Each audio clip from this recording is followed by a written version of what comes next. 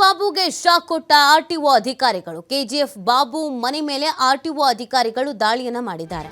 ಐಷಾರಾಮಿ ಕಾರುಗಳ ತೆರಿಗೆ ಕಟ್ಟದಂತ ಆರೋಪ. ರೋಲ್ಸ್ ರಾಯ್ಸ್ ಸೇರಿ ಐಷಾರಾಮಿ ಕಾರನ್ನು ಹೊಂದಿದ್ದಾರೆ ಕೆಜಿಎಫ್ ಬಾಬು ಕಾರುಗಳ ಲಿಸ್ಟ್ ಸಮೇತ ಅಧಿಕಾರಿಗಳು ದಾಳಿ ಮಾಡಿದ್ದಾರೆ. ಆರ್ಟಿಒ ಜಂಟಿ ಆಯುಕ್ತೆ ಶೋಭಾ ನೇತೃತ್ವದ ತಂಡದಿಂದ ದಾಳಿ ಮಾಡಲಾಗಿದೆ. ಅಧಿಕಾರಿಗಳಿಂದ ಎಲ್ಲಾ ಕಾರುಗಳ ದಾಖಲೆಗಳನ್ನು ಪರಿಶೀಲನೆ ಮಾಡಲಾಗಿದೆ. ಕಾರು ಸೀಸ್ ಮಾಡಬೇಡಿ ಎಂದು ಕೆಜಿಎಫ್ ಬಾಬು ಮನವಿ ಮಾಡಿಕೊಂಡಿದ್ದಾರೆ. ಇತ್ತೀಚೆಗೆ ಕೆಜಿಎಫ್ ಬಾಬು ಸಾಕಷ್ಟು ವೈರಲ್ ಆಗಿತ್ತು. ಅವರೇನೋ ವೈಯಕ್ತಿಕ ಅವರ ಫ್ಯಾಮಿಲಿಯ ಚರ್ಚೆಯಿಂದ ಸಾಕಷ್ಟು ಚರ್ಚೆಗಳಾಗಿತ್ತು. ಹಾಗೆಯೇ ಅವರ ಆಸ್ತಿ, ಅವರ ಕಾರು, ಅವರ ಬಂಗ್ಲೆ, ಅವರ ಮನೆ ಇದೆಲ್ಲದ್ರ ಬಗ್ಗೆಯೂ ಸುದ್ದಿ ಆಗಿತ್ತು. ಅವರೇ ಮಾಹಿತಿಯನ್ನು ಬಿಟ್ಟುಕೊಟ್ಟಿದ್ರು. ನನ್ನ ಹತ್ರ ಅಷ್ಟು ಕಾರಿದೆ, ನನ್ನ ಹತ್ರ ಇಷ್ಟು ಕಾರಿದೆ, ನನ್ನ ಹತ್ರ ಈ ಕಾರಿದೆ, ನನ್ನ ಹತ್ರ ಆ ಕಾರಿದೆ, ನನ್ನ ಮನೆ ಇಷ್ಟಿದೆ, ನನ್ನ ಆಸ್ತಿ ಇಷ್ಟಿದೆ ಅಂತ. ಮೇ ಬಿ ಇದೇ ಮುಳುವಾದಂಗೆ ಕಾಣಿಸ್ತಾ ಇದೆ. ಐಷಾರಾಮಿ ಕಾರುಗಳಿಗೆ ಇವರು ಟ್ಯಾಕ್ಸ್ ಪೇ ಮಾಡಿಲ್ಲ. ಕೆಜಿಎಫ್ ಬಾಬು ಮನೆ ಮೇಲೆ ಆರ್ಟಿಒ ಅಧಿಕಾರಿಗಳು ದಾಳಿ ಮಾಡಿರೋದು. ತೆರಿಗೆ ಕಟ್ಟದಂಥ ಹಿನ್ನೆಲೆಯಲ್ಲಿ ದಾಳಿ ಮಾಡಿದ್ದಾರೆ. ಬಟ್ ಏನೋ ಸೀಸ್ ಮಾಡಬೇಡಿ ಅಂತ ಮನವಿ ಮಾಡ್ಕೊಂಡಿದ್ದಾರೆ ಅನ್ನೋದು ಗೊತ್ತಾಗ್ತಾ ಇದೆ. ಇದು ನೀವು ನೋಡ್ತಾ ಇದ್ದೀರಲ್ಲ, ಇದೆಲ್ಲ ಕೆಜಿಎಫ್ ಬಾಬು ಅವರ ಕಾರ್ಗಳು.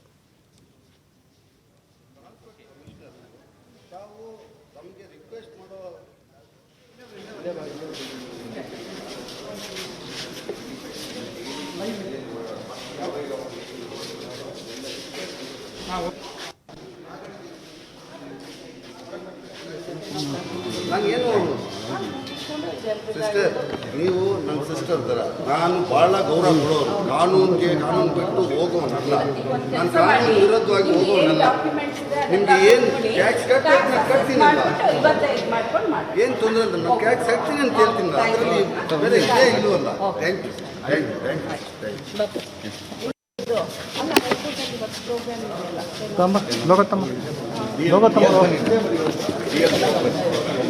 ಈ ಕಡೆ ರೋಡ್ ಜಾಗ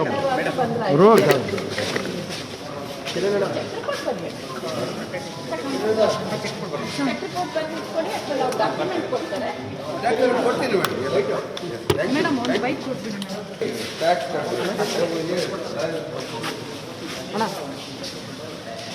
ನಮ್ಮ ಸೀನಿಯರ್ ಕೌನ್ಸಿಲ್ ಅಡ್ವೊಕೇಟ್ ಇದ್ದಾರೆ, ಮಾತಾಡ್ತಾರೆ. ಅವ್ರು ಏನು ಫಾಲೋ ಹೇಳ್ತಾರೆ, ಕಾನೂನಲ್ಲಿ ಏನಿದೆ ಅದೇನು ಅಲ್ಲ, ಕಾನೂನಲ್ಲಿ ಅಡ್ವೊಕೇಟ್ ಎಲ್ಲ ಸರಿ. ಇವಾಗ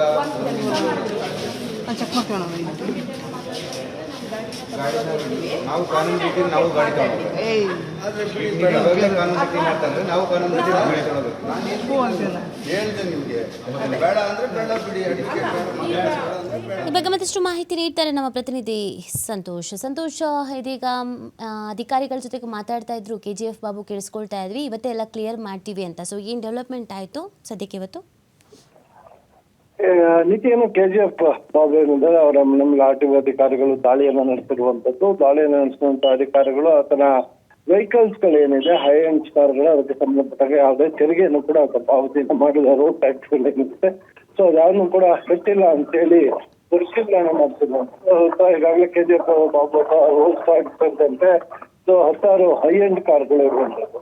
ಸೊ ಬರೀ ಕೇವಲ ಕಾರುಗಳನ್ನ ತೆಗೆದುಕೊಂಡು ಅಷ್ಟೇ ಅಲ್ಲ, ಕಾರುಗಳಿಗೆ ಟ್ಯಾಕ್ಸ್ ಅನ್ನು ಕೂಡ ಕಟ್ಟಬೇಕಾಗತ್ತೆ. ಅದರ ಜೊತೆಗೆ ಕೆಲವು ಇಲ್ಲಿಯ ನಂಬರ್ಗಳಿರ್ತವೆ, ಕೆಲವು ಹೊರ ರಾಜ್ಯದ ನಂಬರ್ಗಳು ಕೂಡ ರಿಜಿಸ್ಟ್ರೇಷನ್ ಇರುತ್ತೆ. ಯಾಕೆಂತ ಹೇಳಿದ್ರೆ ಕೆಜಿಎಫ್ ಬಾಬು ಆಗ್ಲೇ ಏನು ದಿಗ್ಗಜ ಡಾಕ್ಟರ್ ಆಗಿರುತ್ತೆ, ಅಮಿತಾಬ್ ಬಚ್ಚನ್ ಇರ್ಬೋದು, ಅಮೀರ್ ಖಾನ್ ಇರ್ಬೋದು, ಇಂಥವ್ರ ಬಳಿಯಿಂದ ಅವರು ಬಳಕೆ ಮಾಡಿದಂತ ಕಾರ್ಗಳನ್ನ ಕೋಟ್ಯಾಂತರ ರೂಪಾಯಿ ಹಣವನ್ನು ಕೊಟ್ಟು ತೆಗೆದುಕೊಂಡು ಬಂದಿರುವಂತದ್ದು. ಸೊ ಆ ಕಾರುಗಳಿಗೆ ತೆರಿಗೆಯನ್ನ ಪಾವತಿ ಮಾಡಿಲ್ಲ ಅನ್ನೋ ಮಾಹಿತಿಯನ್ನು ಆಧಾರವಾಗಿಟ್ಕೊಂಡು ಇವತ್ತು ಆರ್ಟಿಒ ಅಧಿಕಾರಿಗಳು ದಾಳಿಯನ್ನು ನಡೆಸಿದ್ದಾರೆ. ಸೊ ಯಾವುದೇ ಕಾರ್ಗಳನ್ನ ಸೀಸ್ ಮಾಡಿ ಬಟ್ ಇಲ್ಲಿಂದ ತೆಗೆದುಕೊಂಡು ಹೋಗ್ಬಿಡಿ ಅಂತೇಳಿ ಅವರು ಕೂಡ ಆರ್ಟಿಒ ಅಧಿಕಾರಿಗಳ ಜೊತೆ ಸಾಕಷ್ಟು ರಿಕ್ವೆಸ್ಟ್ ಅನ್ನ ಮಾಡ್ಕೊಂಡು ಇಬ್ಬರ ನಡುವೆ ಕೂಡ ಒಂದಿಷ್ಟು ಮಾತುಕತೆ ಆಯ್ತು. ಸದ್ಯ ಆರ್ಟಿಒ ಅಧಿಕಾರಿಗಳು ಇನ್ನವ್ರಿಗೆ ನೋಟಿಸ್ ಅನ್ನ ಕೊಟ್ಟು ಇಂತಿಷ್ಟು ದಿನದೊಳಗೆ ಟ್ಯಾಕ್ಸ್ ಅನ್ನ ಕಟ್ಟಬೇಕು ಅಂತ ಹೇಳಿ ಅವ್ರಿಗೆ ಸೂಚಿಸ್ತಾರೆ. ಅದರಂತೆ ಟ್ಯಾಕ್ಸ್ ನ ಮುಂದಿನ ದಿನದಲ್ಲೂ ಕೂಡ ಪಾವತಿ ಮಾಡಿದ್ರೆ ಅವರ ಮನೆಯಿಂದ ಕಾರ್ಗಳನ್ನು ತೆಗೆದುಕೊಂಡು ಹೋಗುವಂತ ಕೆಲಸಗಳು ಕೂಡ ಆಗುವಂತದ್ದು ನೀತಿ. ಥ್ಯಾಂಕ್ ಯು ಸಂತೋಷ್ ತಮ್ಮ ಡೀಟೇಲ್ಸ್ಗಾಗಿ. ನಮ್ಮ ಸೀನಿಯರ್ ಕೌನ್ಸಿಲ್ ಅಡ್ವೊಕೇಟ್ ಇದ್ದಾರೆ, ಮಾತಾಡ್ತಾರೆ. ಅವ್ರು ಏನು ಫಾಲೋ ಹೇಳ್ತಾರೆ, ಕಾನೂನಲ್ಲಿ ಏನಿದೆ ಅದೇನು ಅಲ್ಲ, ಕಾನೂನಲ್ಲಿ ಅಡ್ವೊಕೇಟ್ ಎಲ್ಲ ಸರಿ. ಇವಾಗ ಚೆಕ್ ಮಾಡ್ತೀವಿ ನಾವು ಕಾನೂನು ರೀತಿ ನಾವು ಗಾಡಿ ತಗೊಳ್ಬೇಕು. ಆದರೆ ಬಿಡಿ ಬೇಡ. ಇವಾಗಲೇ ಕಾನೂನು ರೀತಿ ಮಾಡ್ತಾರೆ, ನಾವು ಕಾನೂನು ರೀತಿ ಗಾಡಿ ತಗೊಳ್ಬೇಕು. ನಾನು ಹೇಳಿದೆ ನಿಮಗೆ, ಬೇಡ ಅಂದರೆ ಬೇಡ ಬಿಡಿ, ಅಡಿಕೆ ಬೇಡ ಅಂದರೆ ಬೇಡ ಬಿಡಿ. ಇಲ್ಲ ಮೇಡಮ್, ನಾನು ಅಡ್ವೊಕೇಟ್ ಹತ್ರ ಬೇಡ ಅಂದರೆ ಬಿಡಿ, ಪರವಾಗಿಲ್ಲ, ಕಟ್ತೀನಿ ಮೇಡಮ್. ಏನಾದರೂ ಡಿಟಿ ಕೊಡ್ತಿದ್ರೆ ಏನು ತೊಂದರೆ ಇಲ್ಲ, ಕಟ್ಟೋಣ. ಡಿಟಿ ತೊಗೊಂಬರೋವರೆಗೂ ಇಲ್ಲೇ ಇರಬೇಕು ಇನ್ಸ್ಪೆಕ್ಟರ್ಸ್. ಇಲ್ಲ ಅವ್ರು ಇವತ್ತಾಗಲ್ಲ, ಲೀಗಲ್ ಅಡ್ವೈಸರ್ಸು. ಮೇಡಮ್, ನಮಗೆ ದೊಡ್ಡವರು ತಾವು ಒಂದು ಟ್ರಾನ್ಸ್ಪೋರ್ಟ್ ಒಂದು ನಿಮಿಷ, ತಾವು ಟ್ರಾನ್ಸ್ಪೋರ್ಟ್ ಕಮಿಷನರ್, ತಾವು ನಮಗೆ ರಿಕ್ವೆಸ್ಟ್ ಮಾಡೋ ಇದು ನಂದು. ಅದರಲ್ಲಿ ನೀವು ನಾನು ನಿಮಗೆ ಇಲ್ಲ ಅಂತ ಹೇಳಿದ್ರೆ ಇದೆಲ್ಲ ನಾನು ಕೊಡ್ತೀನಿ ಅಂತ ಹೇಳಿದ್ರೆ ಸೂಚನೆ ಬೇಕಾಗಿಲ್ಲ. ನಾನೇನು ಸಿಸ್ಟರ್, ನೀವು ನನ್ನ ಸಿಸ್ಟರ್ ಥರ, ನಾನು ಭಾಳ ಗೌರವ ಕೊಡೋರು, ಕಾನೂನು ಬಿಟ್ಟು ಹೋಗೋನಲ್ಲ. ನಾನು ಕಾನೂನು ವಿರೋಧ ದೊಡ್ಡ ಇಶ್ಯೂ ಅಲ್ಲ. ಈಗ ಆ ಟ್ಯಾಕ್ಸು ನಮ್ಮದು ಏನೋ ಮಿಸ್ಟೇಕ್ ಆಗಿದೆ. ಈ ಗಾಡಿ ನಂದು ಜೋಗೇಶ್ವರಿ ವೆಸ್ಟ್ ಪಟೇಲ್ ಸ್ಟ್ರೀಟ್ ಅಂತ ಹೇಳ್ಬಿಟ್ಟು ಅಲ್ಲಿ ನಮ್ಮ ಆಫೀಸ್ ಬಾಂಬೆ. ಆ ಹೆಸರಲ್ಲಿ ಡಾಕ್ಯುಮೆಂಟ್ ಇಲ್ಲಿ ಮಾತಾಡಿ ಹೇಳಿ ಸರ್. ಅಲ್ಲಿ ಈ ಗಾಡಿ ಅಲ್ಲೂ ಓಡಾಡೋದು, ಎಲ್ಲಿ ಬಾಂಬೆನಲ್ಲಿನೂ ಓಡಿಸ್ತೀವಿ, ಇಲ್ಲಿ ಬೆಂಗಳೂರಲ್ಲಿನೂ ಓಡಿಸ್ತೀವಿ. ಏನೋ ಇವಾಗ ಟ್ರಾನ್ಸ್ಪೋರ್ಟ್ ಕಮಿಷನರ್ಗೆ ರಾಂಗ್ ಇನ್ಫಾರ್ಮೇಷನ್ ಕೊಟ್ಟು ಇಲ್ಲಿ ಕಳಿಸಿದ್ದಾರೆ. ಇಲ್ಲಿ 1 ಇಯರ್ಗೆ ಮೇಲೆ ಗಾಡಿ ಕರ್ನಾಟಕದಲ್ಲಿ ಇರಬಾರ್ದಂತೆ ಕಾನೂನಲ್ಲಿ.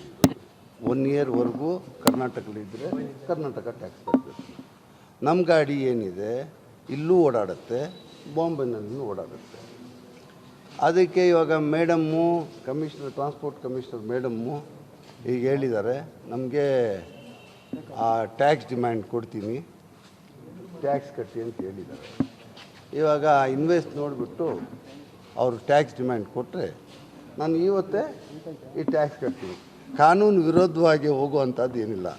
ನಾನೊಂದು ಕಾಂಗ್ರೆಸ್ ಪಾರ್ಟಿದಿಂದ ಡಿಪ್ಯೂಟೆಡ್ MLC ಮತ್ತು ಇಂಡಿಪೆಂಡೆಂಟ್ ಡಿಪ್ಯೂಟೆಡ್ MLA. ನಾನು ಕಾನೂನು ವಿರೋಧವಾಗಿ ಹೋಗುವಂಥ ಕೆಲಸ ಮಾಡೋದಿಲ್ಲ. ನಮ್ಮ ಟ್ಯಾಕ್ಸ್ ಕಟ್ಟಬೇಕು, ನಮ್ಮ ಕರ್ನಾಟಕ ಸರ್ಕಾರಕ್ಕೆ ಟ್ಯಾಕ್ಸ್ ಬರುತ್ತಂದರೆ ನನಗೆ ಖುಷಿ. ನಾನಿಲ್ಲಿ ಕರ್ನಾಟಕದಲ್ಲಿ ಸಂಪಾದನೆ ಮಾಡಿರೋನು, ಕರ್ನಾಟಕದಲ್ಲಿ ಟ್ಯಾಕ್ಸ್ ಕಟ್ಟೋಕ್ಕೆ ನನಗೇನು ಅಭ್ಯಂತರ ಇಲ್ಲ. ನಾನು ಅವರು ಈ ಟ್ಯಾಕ್ಸ್ ಡಿಮ್ಯಾಂಡ್ ಏನು ಕೊಡ್ತಾರೆ ಇವತ್ತೇ ನಾನು ಅವ್ರಿಗೆ ಟ್ಯಾಕ್ಸ್ ಪೇ ಮಾಡ್ತೀನಿ ಅಂತೆ.